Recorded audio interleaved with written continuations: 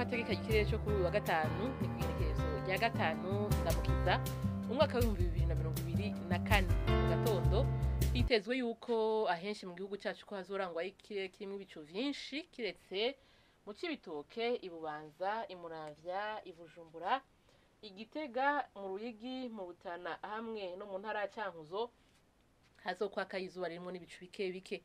Ahazoba hakanye gusumba ahandi azoba ari mu ntara ya Kayanza, Imuramvya hamwe n'Ingozi aho ibipimo by'ubushuhe vyaho bizoba bigera kuri °C 14.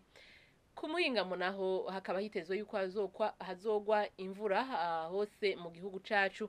Imvura yumvikanamwo imituragaro ikazokumvikana mu Cibitoke, Ibubanza, Ibururi, Imwaro hamwe no mu ntara ya Kirundo. Ahazoba hashushe gusumba ahandi ni mu ntara y'Cibitoke aho ibipimo by'ubushuhe vyaho bizoba bigera kuri °C 29. Ejo mu gatondo hitezwe yuko izuba rizoseruka igihe cy'isaha 12:04 rirenge igihe cy'isaha 12:05 z'umugoroba. Nuko rero mwakoze mwese mwariko murakurikira aya makuru atekanye ikirere cejo nihanagarukiye naho utaha.